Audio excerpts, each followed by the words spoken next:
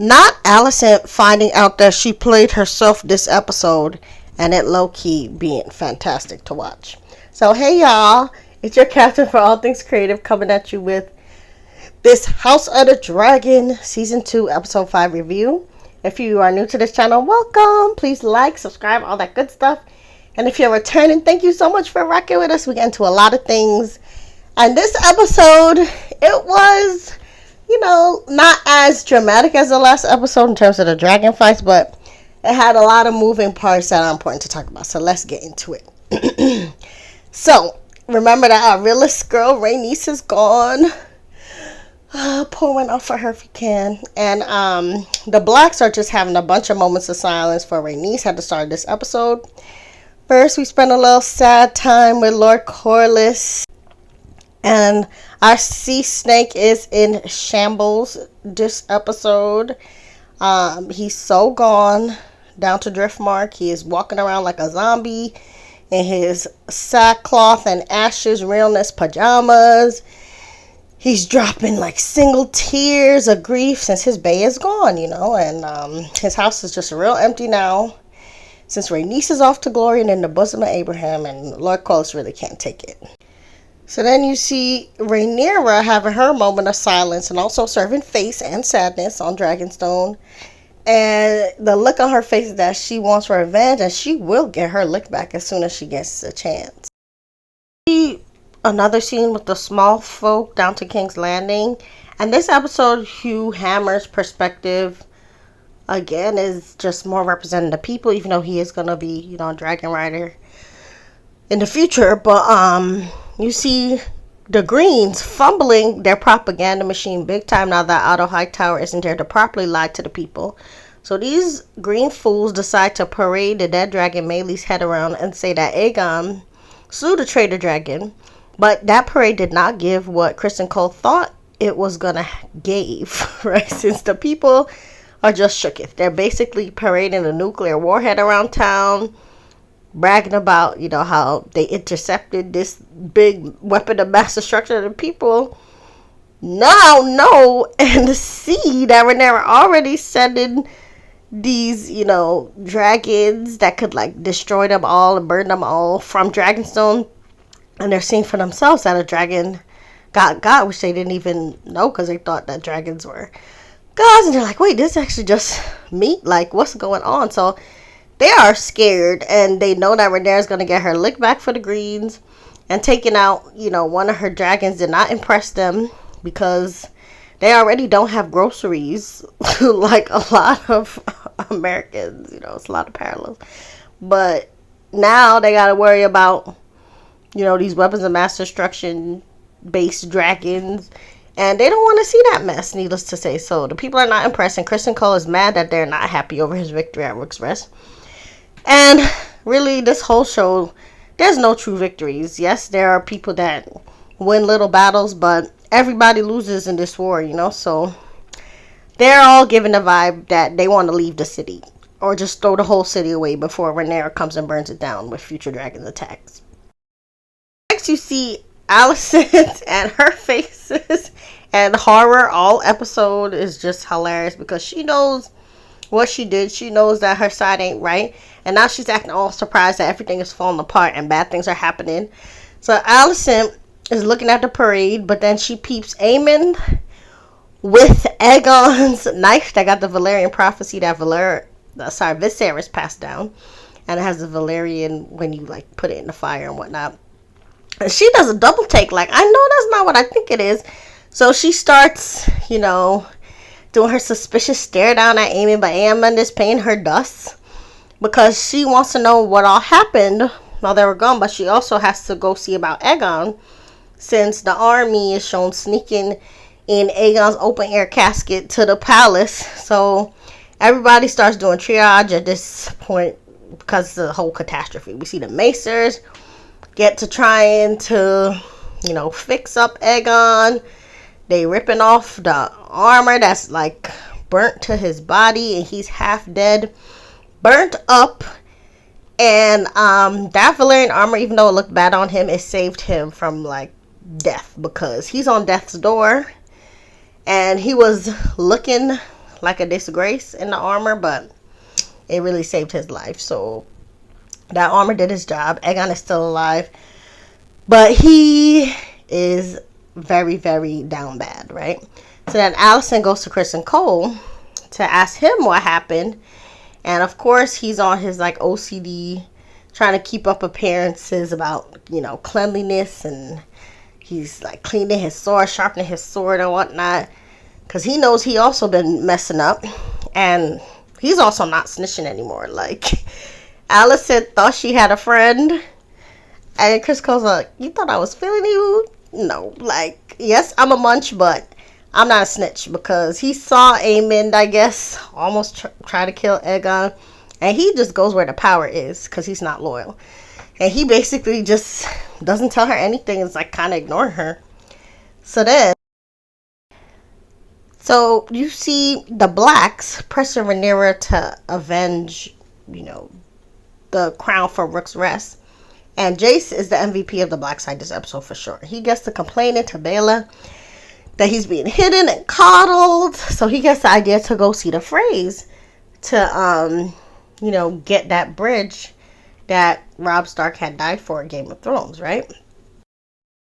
Daemon and Caraxes, the bloodworm, they try to get the Brackens to bend the knee. The Brackens are as stubborn as ever. They're like, we don't mess with the Blackwoods. We'd rather die going to Jesus than, mess with the Blackwoods. So then Rhaena is seen in the Vale. And that's Daemon's other daughter that got sent away, with the kids and the baby dragons. And she's standing up for the Blacks, to Lady Jane Arryn, who's ruling there. And that lady is not impressed by the baby dragons. But Rhaena basically says, you're going to take these baby dragons and be grateful, before Lady Jade basically low-key shady to her. Is like, well, your mama did. Which was, it was like shady comfort. She's like, sorry that your mama did, but that's kind of how Rhaena finds out that, she lost Rhaenys. Then you see Mysaria. And she's trying to, plan, strategy, talk, game with Rhaenyra. They're discussing what they're going to do and if they're going to call Daemon or not. And Rhaenyra's like, well, I look like begging that man that's supposed to be loyal to me to be loyal. I'm not begging. And then Mysaria tells Rhaenyra, that the people are not feeling the greens and they didn't like seeing Melee's head like that. And they know Aegon is injured, so they got a little toe in the door, to get at the discontented people in King's Landing. So she asked Rhaenyra, let me cook, let me do a little scheme, and I'm going to do what you can't do.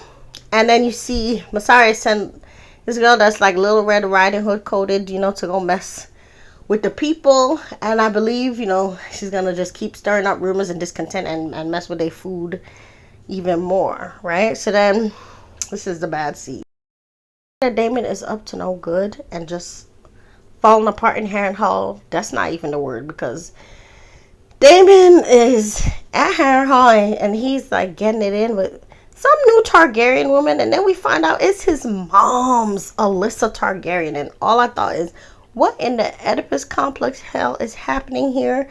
Since he's munching away and whatnot, and then either her neck is bleeding or he left his own blood on her from his injured hand. But they are creepy and acting a fool for a bit. And she was talking about he her favorite son. And when I say I was tired watching this, like, we are all tired of these shenanigans. And Daemon bugging out in this Grey Gardens coded mess of Harrenhal. And HBO Max people, this needs to stop. Next week we need to see Daemon stop bugging out, and he needs to go to his wife's side.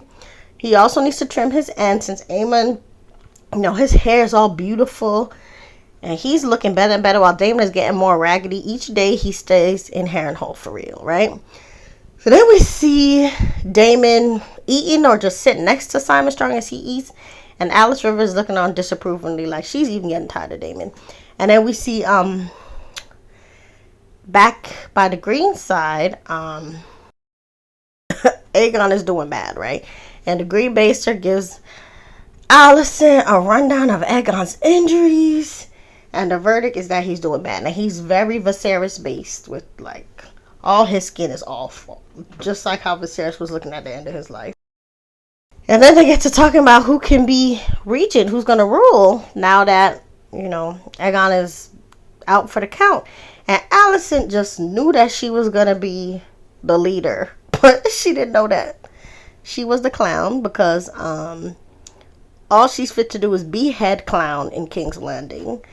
And she tries to throw her hat in the ring to rule, but all the men at the table play her. And they use the same logic that she used to take away Rhaenyra's birthright, to chop Alicent down to size. And it was a little sad, because I'm a woman, I'm all like girl power, but it was funny to watch how Alicent looked at all the men who she gave her feet away to and she gave her booty away to for support, and none of them had her back. None of them voted for her except for the maester, who had brewed the plan BT for her.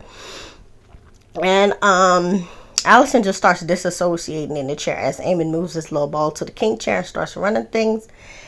And Alicent was the most kind of satisfying part of the episode, because green is the best color for her. She's been envious of Rhaenyra, wanted to take Rhaenyra's birthright away.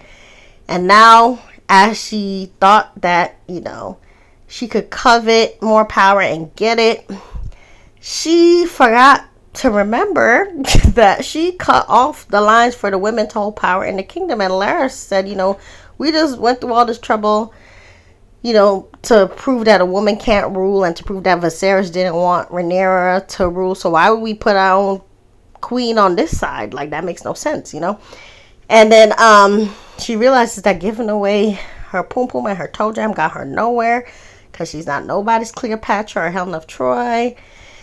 She basically was trying to get back her regency, because that's what she was telling Otto Hightower. Remember, she was like, how, Aegon's going to get tired of ruling soon, and me and you going to be back in charge again. And now she's just staring off, wondering if anything she did was worth it. And sorry but not sorry, she's just in shambles. And I could see her in church next week like, why, Lord? Trying to call on the 7 now, but she done too much wickedness, so I don't feel bad for her. Go cry a river somewhere, Alicent. Is in his, King Regent bag, leading everything. And he talks war plans and also politics. And one of the pressing matters is the small folk, and they're like, maybe we should pay attention to them. I don't think they're happy. So he learns that the people are trying to leave in droves. And this also happened in the book. Like, it was like thousands of people trying to leave. So Aemon orders that the gates be closed, and also for the rat catchers to be cut down finally. So I guess, people get to see the dog again and realize that he was still there looking for that no good rat catcher. But we also see Hugh the Hammer and his wife again, and his sick child. Child can't get no medicine or food, and the wife is begging him to let the family leave that city. And we found out that he didn't get no money for the weapons, even though Aegon had promised. And the wife was like, promise cow never fat. If you waiting for this promise money, you're not getting it. We gotta go.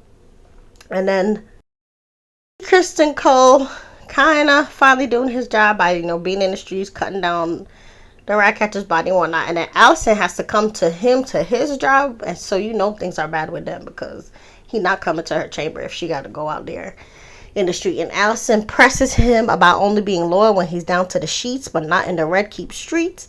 And he explains that the war is too terrible, and he's seen too many things to overlook Aemon and this dragon fight that is just too much for him even. So then we see the guards close up the gates on Hugh and his family and the people trying to leave. And he looked like his daughter's on death's door. I feel like that's gonna trigger him really sneaking off and going over to the black side. Maybe he's gonna lose his wife and kids, because right now he's seen as caring, but in the story he was like brutal.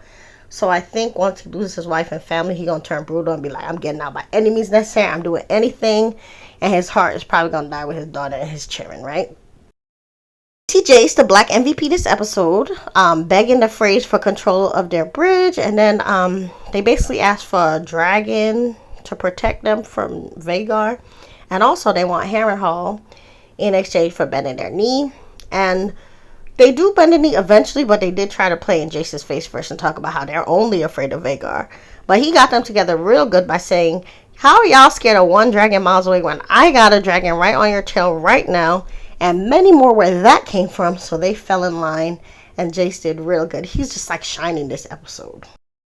And you see Damon in his flipping castles era, back to trying to fix up Harrenhal, and hearing screams. So we know that subconsciously he knows that the Blackwoods are on some bull with the Brackens.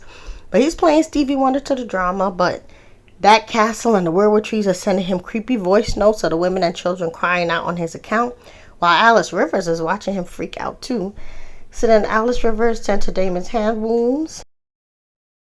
See Alice Rivers tending to Damon's hand wounds, and you can see her kind of getting frustrated by him as she tries to warn him that he is like a bull in a china shop down to the Riverlands, because he's letting the Blackwoods, with the backing of the Targaryen flag and army, whatever, destroy more sacred items and bother innocent women and children and whatnot.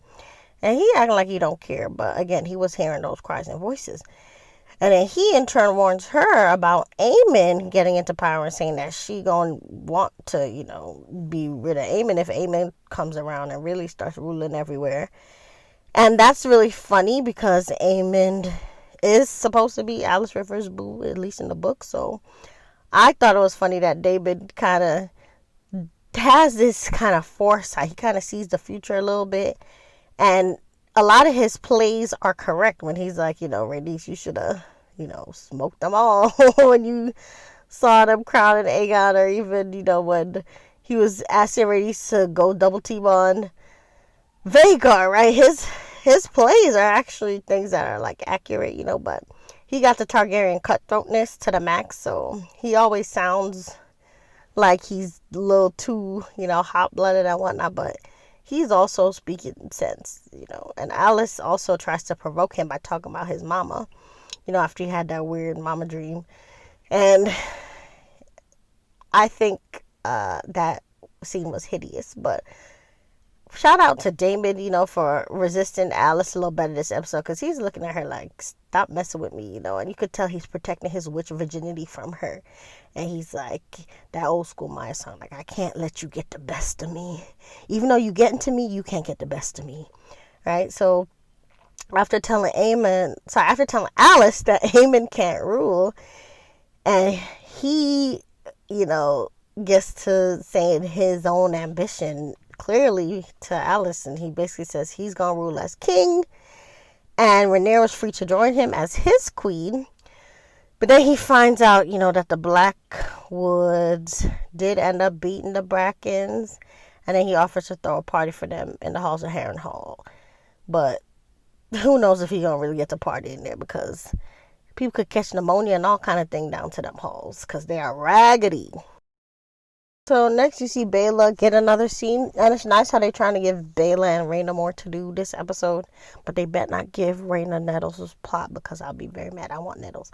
But anyway, you see Corlys Velaryon and Baela talking about basically him becoming Rhaenyra's hand officially, and she convinces him to continue to help Rhaenyra, as he rightfully questions if the Blacks done took too much away from him and his house, because they lost Laena, then they lost Rhaenys, and then Meleys, and they lost a lot of time with his ships doing the food blockade against King's Landing, so Baela convinces him that, Rhaenys died the way she wanted to. She volunteered to go, because she didn't get to see a queen ascend, and Baela's like, I'm going to see Rhaenyra, ascend the throne.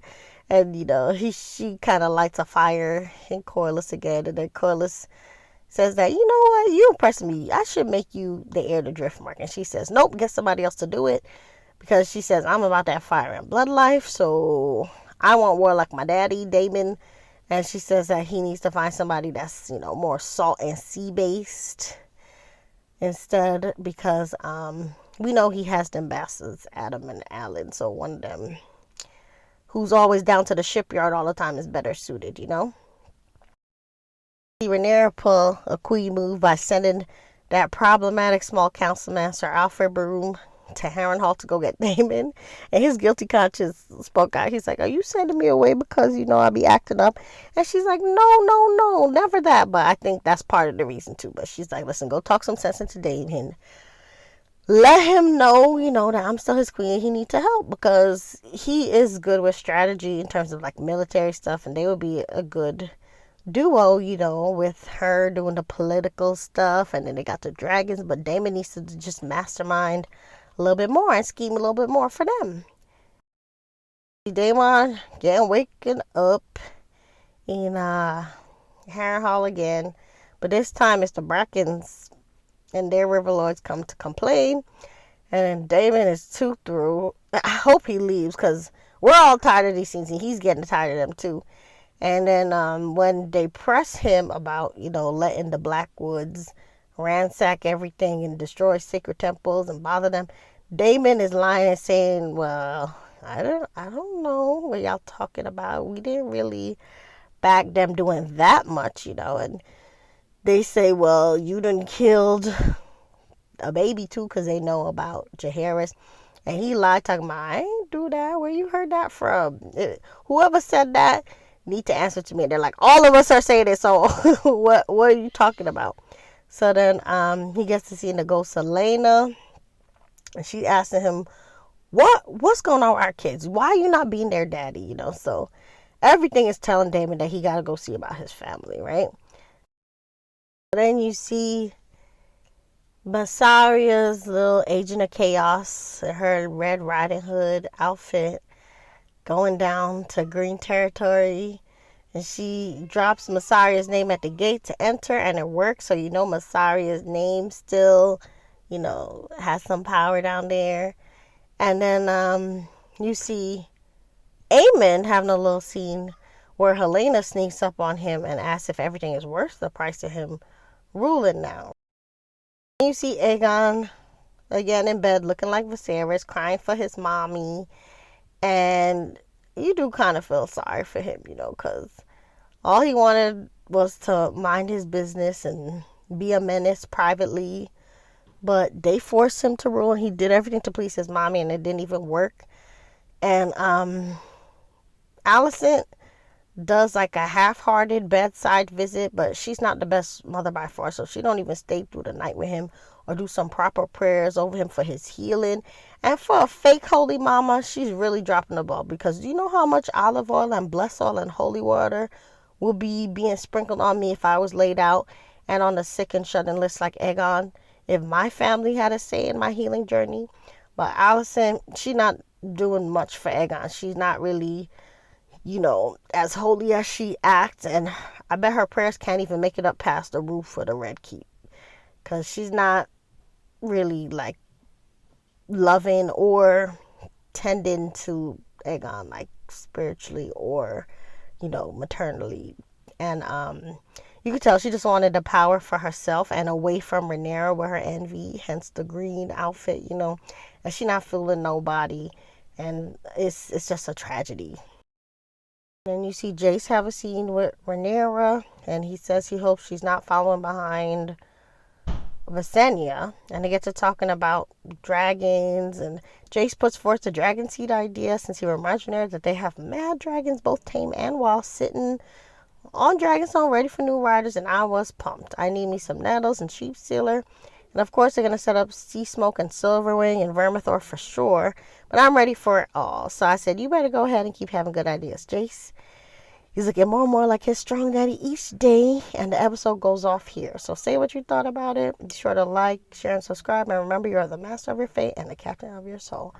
Bye.